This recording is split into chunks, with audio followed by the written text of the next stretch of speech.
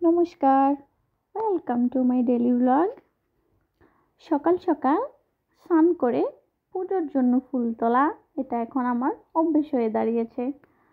বাংলাদেশ থাকতেও করতাম, তবে বেশিরভাগ মাই করতো।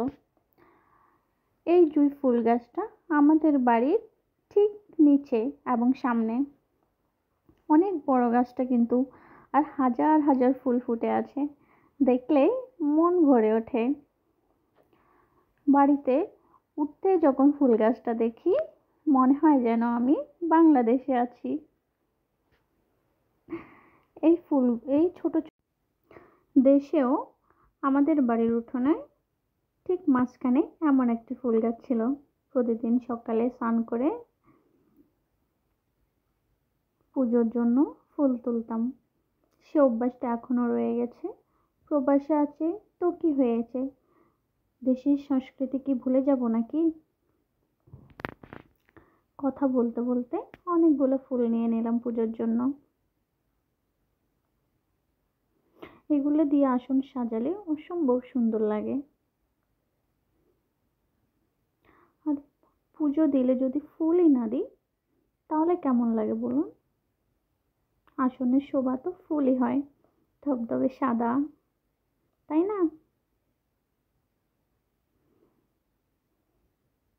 কথা বলতে বলতে অনেকগুলো ফুল নিয়ে নিলাম পুজোর জন্য। আরো কয়েকটা নেব ভাবছি। অসম্ভব সুন্দর ফুলগুলা, দেখলে মন ভরে ওঠে। বাড়িতে উঠতে যখন ফুল গাছটা দেখি মনের মধ্যে একটা প্রশান্তি কাজ করে। মনে হয় যে আমি দূর প্রবাসে না, বাংলাদেশে আছি, মায়ের কাছে আছি।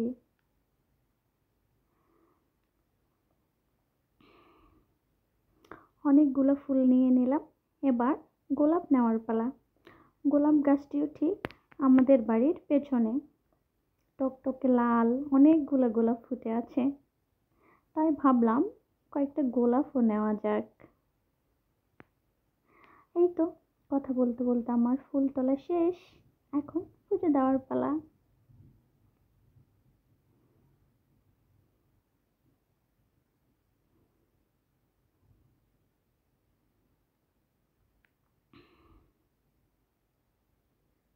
কেমন লাগছে আমার ফুল গাছটি অবশ্যই জানাবেন কিন্তু।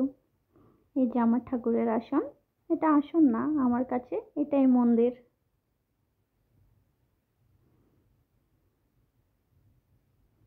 প্রবাসে থাকি তো কি হয়েছে, পুজো দেব না, আসন বসাবো না, সেটা কি হয় নাকি? আমার পুজো দেওয়া শেষ। তো কেমন লাগলো আমার ভিডিওগুলা অবশ্যই জানাবেন কিন্তু।